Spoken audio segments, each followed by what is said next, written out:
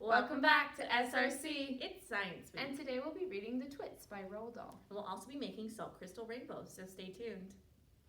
Hey guys, today we are doing salt crystal rainbows, so let's get started. For this experiment, these are the resources we will need. A jar or mason jar, a lot of salt. You could use either coarse or table. You will need a lot, so make sure that you have quite a bit on hand.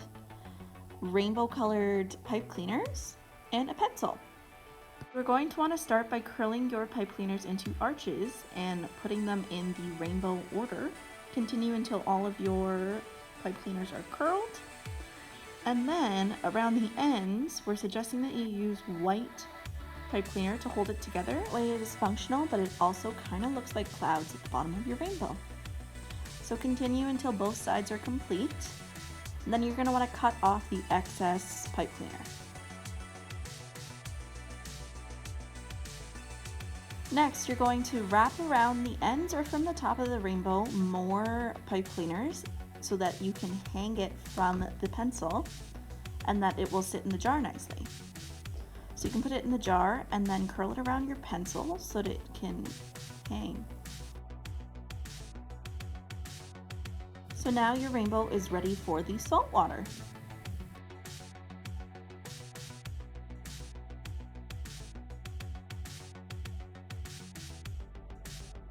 For this part of the salt crystals, you'll need that jar and a bunch of coarse salt and a pot. So you're going to take that rainbow out and you're going to fill your jar up with water. Once it's filled with water, you're going to put that into the pot. Then you're going to turn on the stovetop so that the water begins to boil.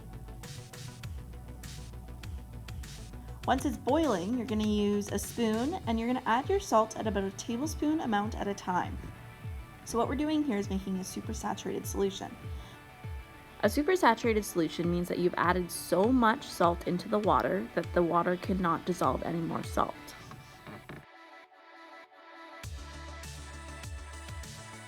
You're going to want to continue adding salt until the salt doesn't dissolve anymore so that it will just sit at the bottom of the pot. Now you'll know that this is happening when you see kind of like a salt ice on top of the water. So it'll kind of look like a really thin layer of ice and you can kind of move it on top of the water, and that's when you know that you have enough salt.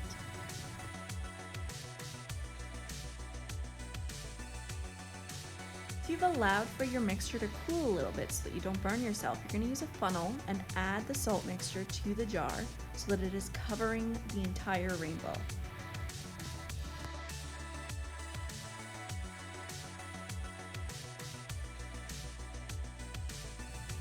Next, you're going to allow for the crystals to form for about a 24-hour period.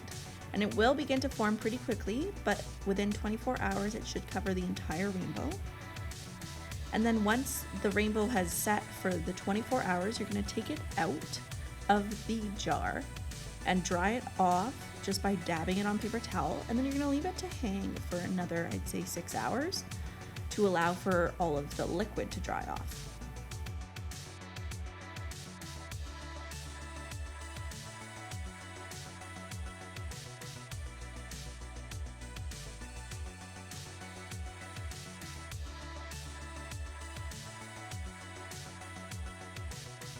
Sufficient drying time, you can now take off the pipe cleaners and the pencil from your salt crystal rainbow.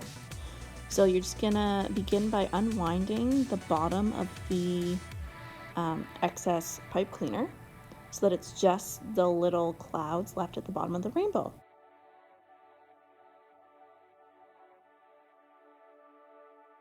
Hey guys, our salt crystal rainbows are complete, so you can see that the salt stuck to the pipe cleaners. Hope you guys had fun. Today we'll be reading the first few chapters of The Twits by Roald Dahl and illustrated by Quentin Blake. This book is published by Puffin. The Twits. Hairy faces. What a lot of hairy-faced men there are around nowadays. When a man grows hair all over his face, it is impossible to tell what he really looks like. Perhaps that's why he does it. He'd rather you didn't know. Then there's the problem of washing. When the very hairy ones wash their faces, it must be as big a job as when you and I wash the hair on our heads. So what I want to know is this. How often do all these hairy-faced men wash their faces? Is it only once a week, like us, on Sunday nights? And do they shampoo it? Do they use a hairdryer? Do they rub hair tonic on it to stop their faces from going bald? Do they go to a barber to have their hairy faces cut and trimmed? Or do they do it themselves in front of the bathroom mirror with nail scissors? I don't know. But next time you see a man with a hairy face, which will probably be as soon as you step out onto the street, maybe you will look at him more closely and start wondering about some of these things. Mr. Twit. Mr. Twit was one of these very hairy-faced men. The whole of his face, except for his forehead, his eyes, and his nose, was covered in thick hair. The stuff even sprouted in revolting tufts out of his nostrils and ear holes. Mr. Twit felt that this hairiness made him look terrifically wise and grand, but in truth he was neither of these things. Mr. Twit was a twit. He was born a twit, and now at the age of 60 he was a bigger twit than ever. The hair on Mr. Twit's face didn't grow smooth and matted as it does on most hairy-faced men. It grew in spikes that stuck out straight like the bristles of a nail brush. And how often did Mr. Twit wash this bristly nail-brushy face of his? The answer is never, not even on Sundays. He hadn't washed it for years. Dirty beards. As you know, an ordinary unhairy face like yours or mine simply gets a bit smudgy if it's not washed often enough, and there's nothing so awful about that. But a hairy face is a very different matter. Things cling to hairs, especially food. Things like gravy go right in among the hairs and stay there. You and I can wipe our smooth faces with a flannel, and we quickly look more or less all right again, but the hairy man cannot do that. We can also, if we are careful, eat our meals without spreading food all over our faces, but not so the hairy man. Watch carefully next time you see a hairy man eating his lunch, and you will notice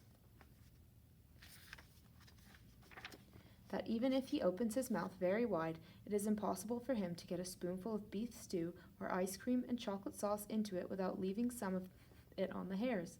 Mr. Twit didn't even bother to open his mouth wide when he ate. As a result, and because he never washed, there was always hundreds of bits of old breakfasts and lunches and suppers sticking to the hairs around his face. They weren't big bits, mind you, because he used to wipe those off with the back of his hand or on his sleeve while he was eating. But if you look closely, not that you'd ever want to, you'd see tiny little specks of dried up scrambled eggs stuck to the hairs, and spinach and tomato ketchup, and fish fingers and minced chicken livers, and all the other disgusting things Mr. Twit liked to eat.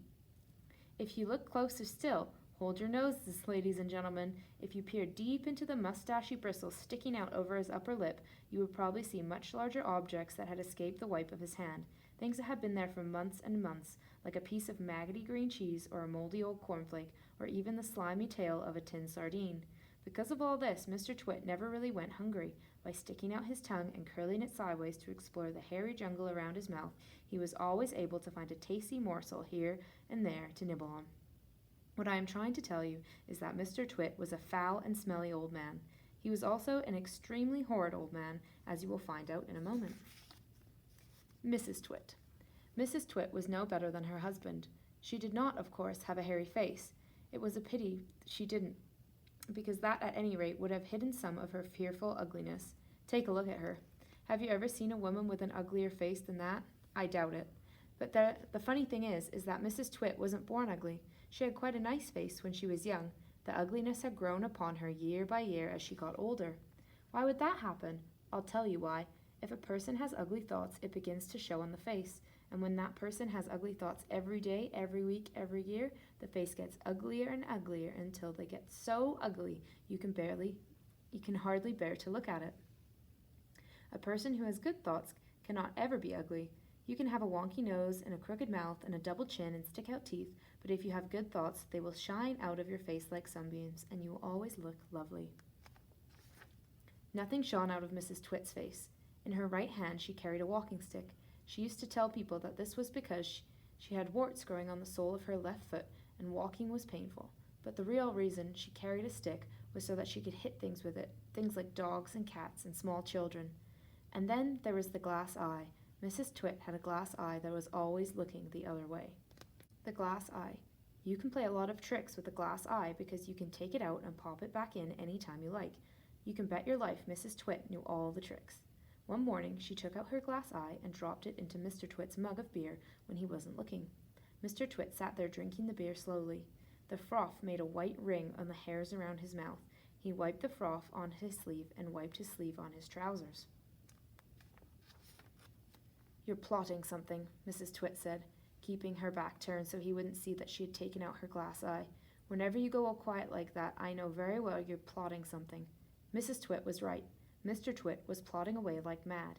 He was trying to think up a really nasty trick he could play on his wife that day. "You'd better be careful," Mrs. Twit said, "because when I see you starting to plot, I watch you like a wombat."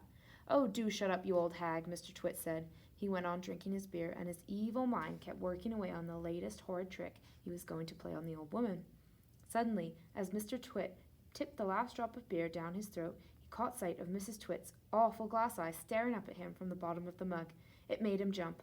"I told you I was watching you," cackled Mrs. Twit. "I've got eyes everywhere, so you better be careful." The frog. To pay her back for the glass eye and his beer, Mr. Twit decided he would put a frog in Mrs. Twit's bed. He caught a big one down by the pond and carried it back secretly in a box. That night, when Mrs. Twit was in the bathroom getting ready for bed, Mr. Twit slipped the frog between her sheets. Then he got into his own bed and waited for the fun to begin. Mrs. Twit came back and climbed into her bed and put out the light. She lay there in the dark, scratching her tummy. Her tummy was itching. Dirty old hags like her always have itchy tummies. Then, all at once, she felt something cold and slimy crawling all over her feet. She screamed. "What's the matter with you?" Mr. Twit said. "Help!" screamed Mrs. Twit, bouncing about. "There's something in my bed." "I bet it's that giant skilly-wiggler I saw on the floor just now," Mr. Twit said. "That what?" screamed Mrs. Twit. "I tried to kill it, but it got away," Mr. Twit said. "It's got teeth like screwdrivers." "Help!" screamed Mrs. Twit. "Save me! It's all over my feet. It'll bite your toes." "Oh," said Mr. Twit. Mrs. Twit fainted. Mr. Twit got out of bed and fetched a jug of cold water. He poured the water all over Mrs. Twit's head to revive her. The frog crawled up from under the sheets and to get near the water. It started jumping about on the pillow. Frogs love water, and this one was having a good time. When Mrs. Twit came to, the frog had just jumped onto her face. This was not a nice thing to happen to anyone in bed at night. She screamed again.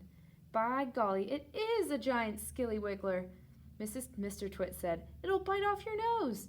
Mrs. Twit leapt out of bed and flew downstairs and spent the night on the sofa. The frog went to sleep on her pillow. If you'd like to read the rest of the Twits, you can find it at our library. Thanks for tuning in!